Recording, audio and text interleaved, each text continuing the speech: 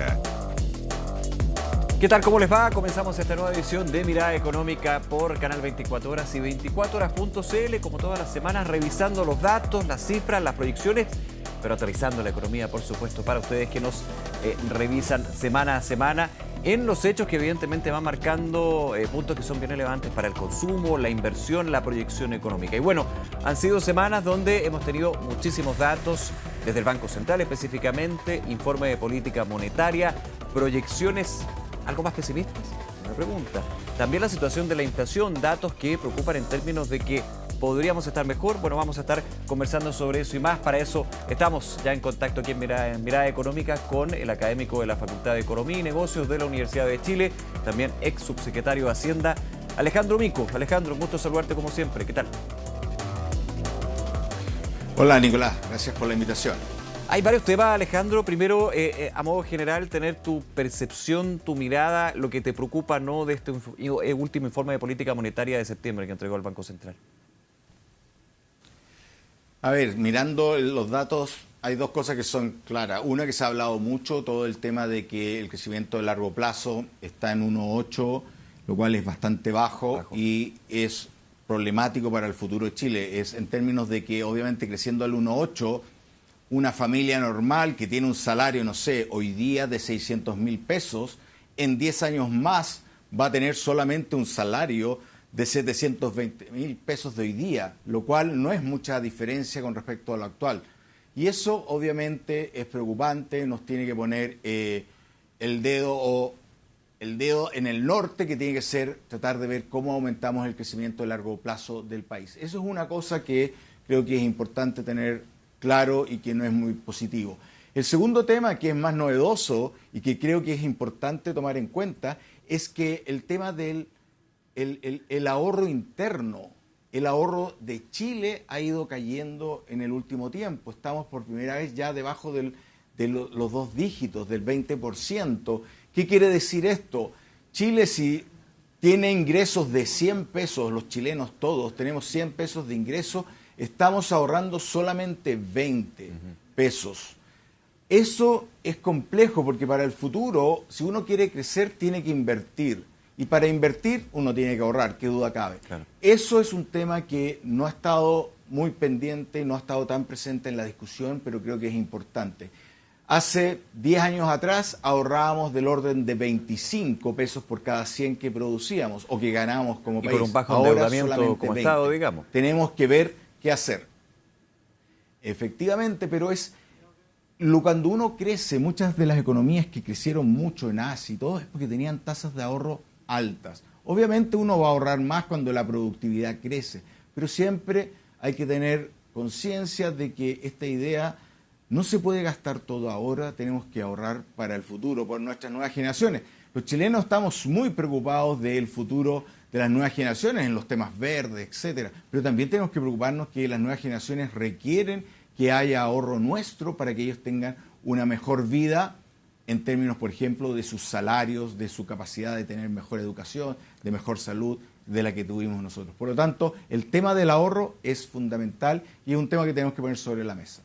Y es un punto bien relevante el que tú pones, Alejandro, porque finalmente, y pensemos que el país es una casa, con las dificultades que existen para ahorrar, digamos, porque tienes precios que han ido en aumento, porque tienes más necesidades que hace varios años, necesidades que algunas se justifican, otras no, pero son necesidades al fin y al cabo. Cuando hay, por ejemplo, desde la mirada del Estado, políticas públicas que son muy razonables, muy necesarias, pero a la vez muy costosas, uno pensaría que la posibilidad de ahorro se reduce aún más, ¿no? Claro, cuando uno habla del ahorro interno de Chile, tenemos el ahorro de los privados y el ahorro del Estado. Ambos han estado bajos. Cuando yo tengo un déficit fiscal en un año, estoy desahorrando como gobierno, ¿ok?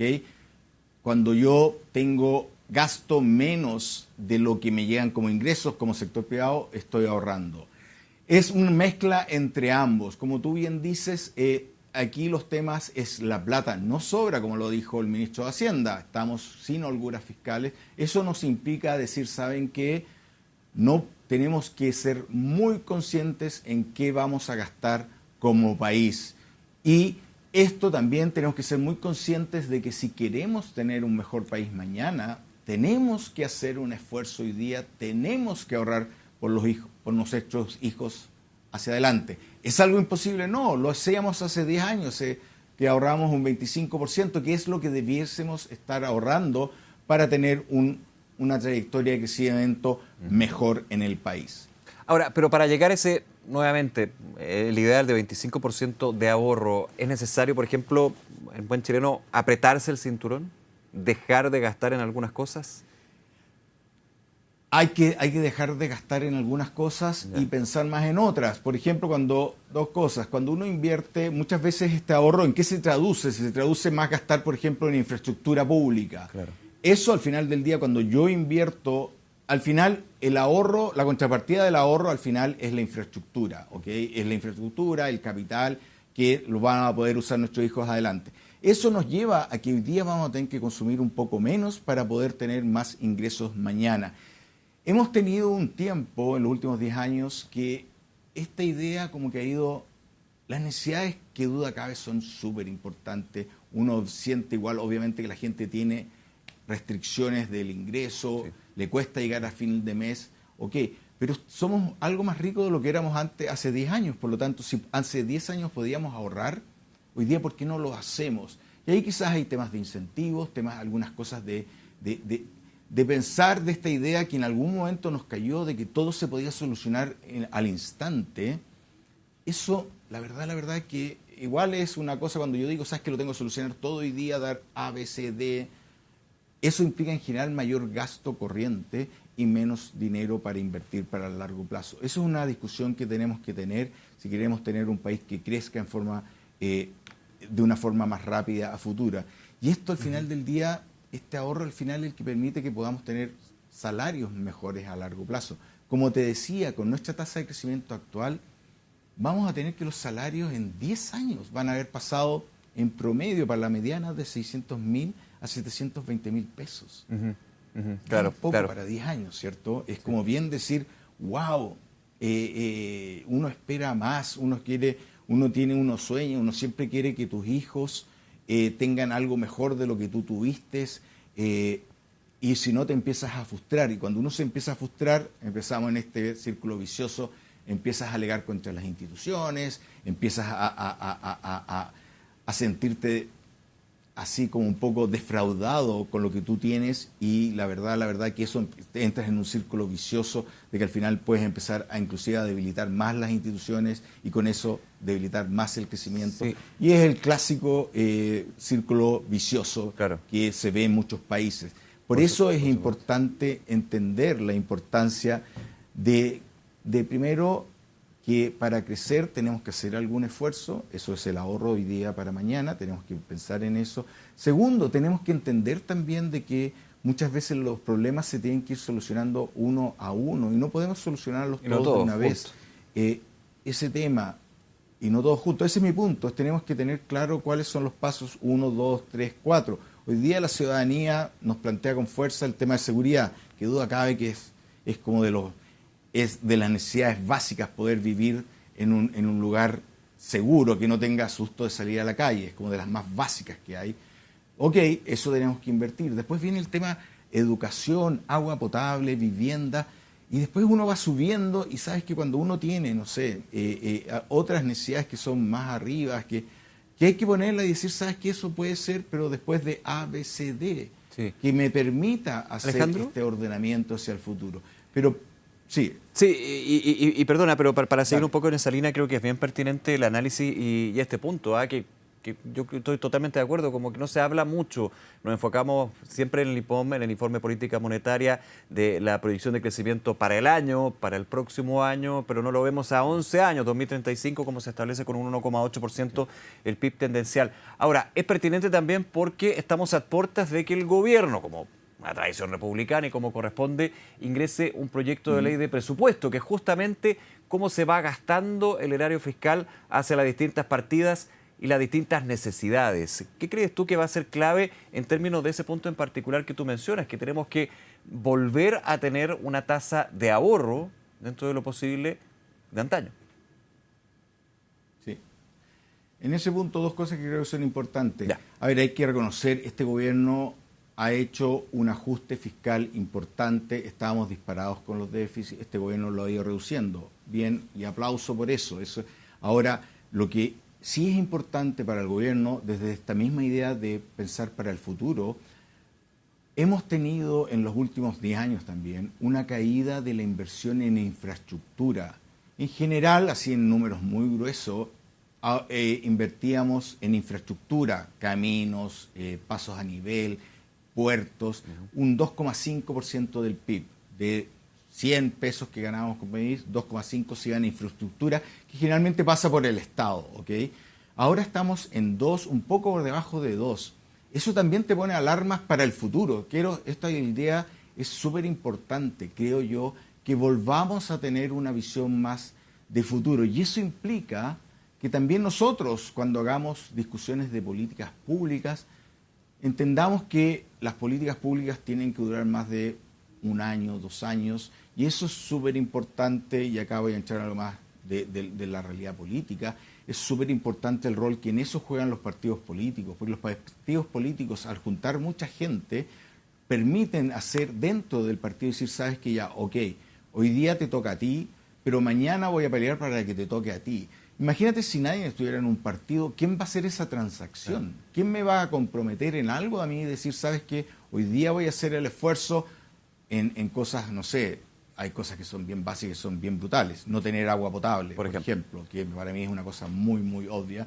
Es eso ya, ok, hoy día vamos a hacer ese esfuerzo. Quizás mañana venga el tema más de, bueno, listas de espera también está en ese nivel, pero otros, lo de educación, el perdonazo, hay que ir pensando en eso y creo que es importante. Esas transacciones que son transacciones entre grupos de interés se hacen o se hacían mucho dentro de los partidos políticos. Sin partidos o con estas cosas que salta un partido, muere mañana, no se puede hacer esa transacción.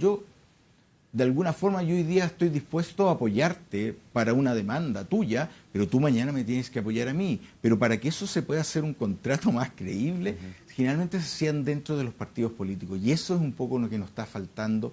Y bueno, esto se ha dicho una y otra vez, pero esta es la consecuencia más concreta y efectiva, como la política, el tema del organizamiento de la política termina afectando el crecimiento.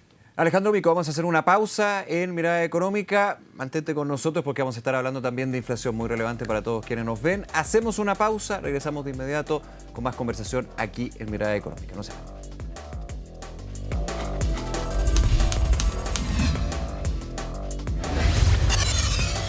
Mirada Económica.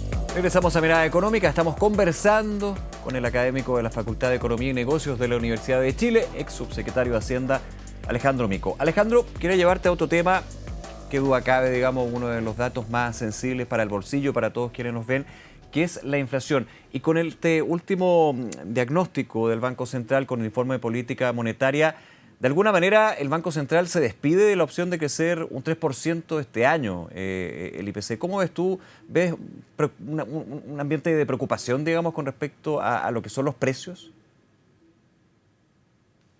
A ver, como tú bien dices, Nicolás, el tema de los precios termina afectándole mucho al bienestar de las personas. Cuando vamos a comprar al supermercado, obviamente nos damos cuenta cómo han subido todos los bienes de consumo. Claro.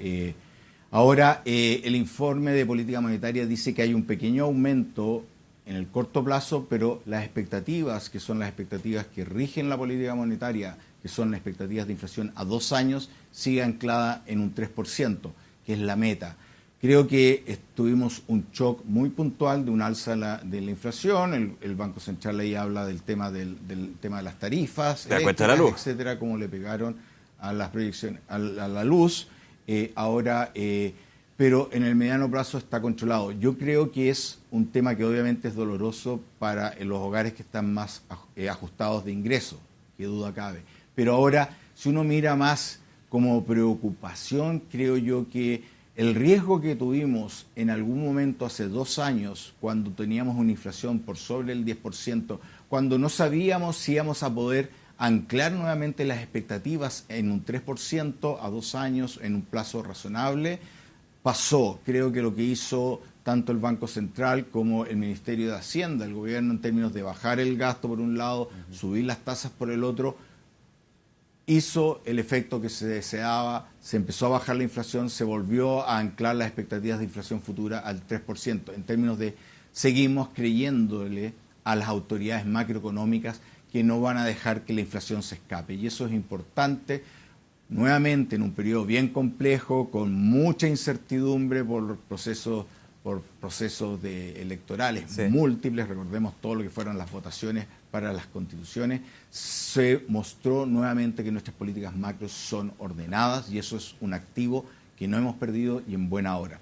Ahora, digamos, perdona, que futuro, los resultados demuestran y refuerzan la institucionalidad monetaria, digamos, que tiene Chile.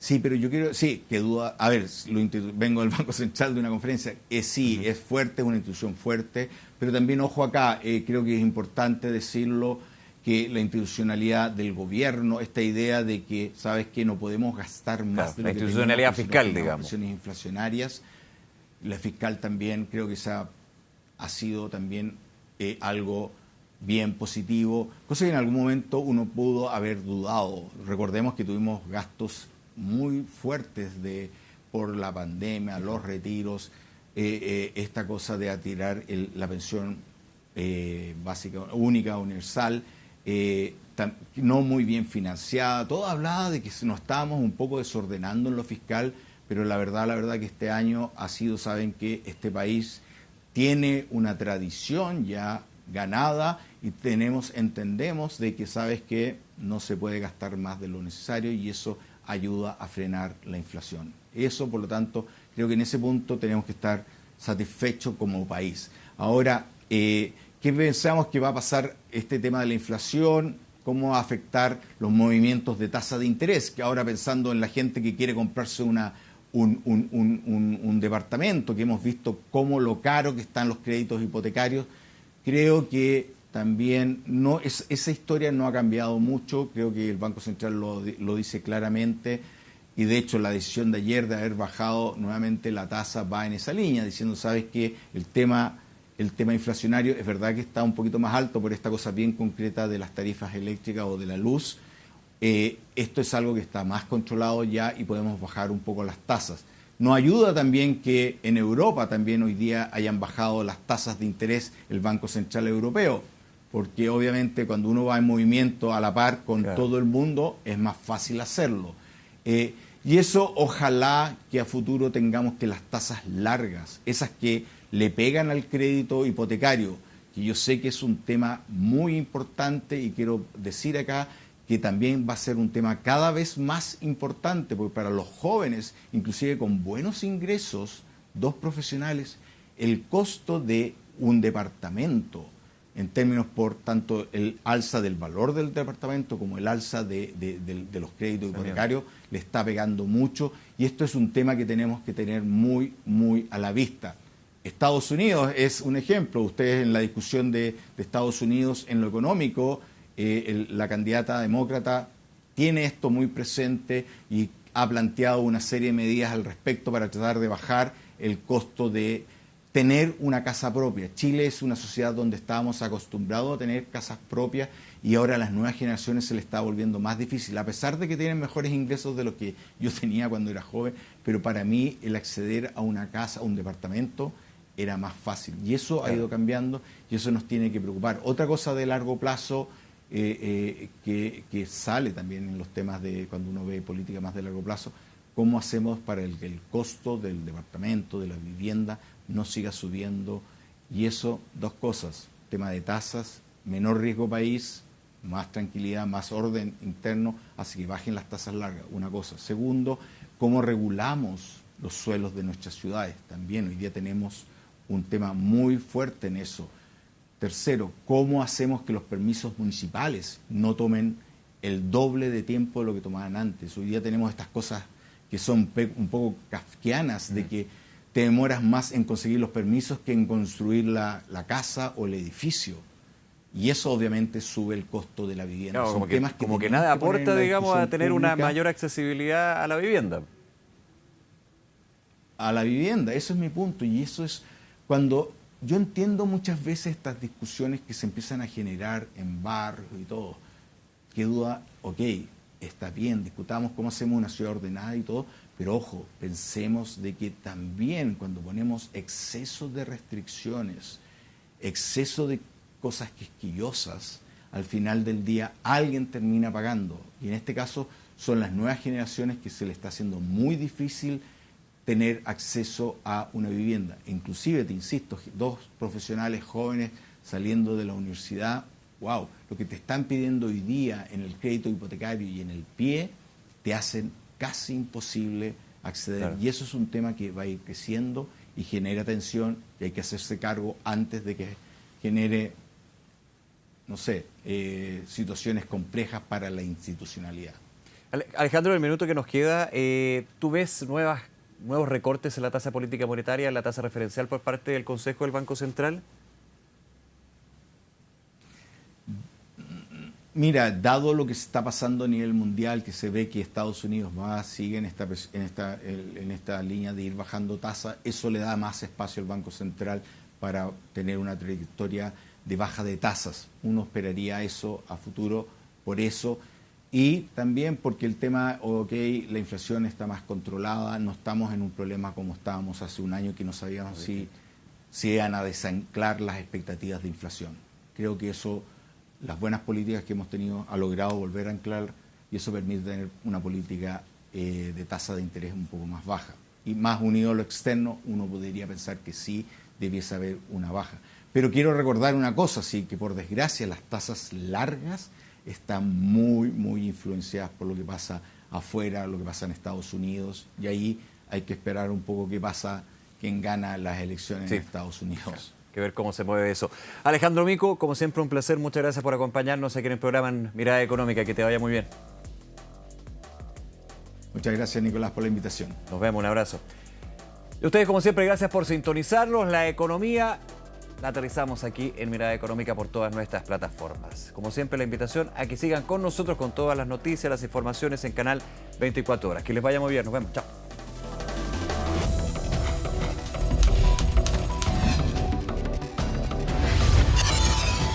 Mirada Económica.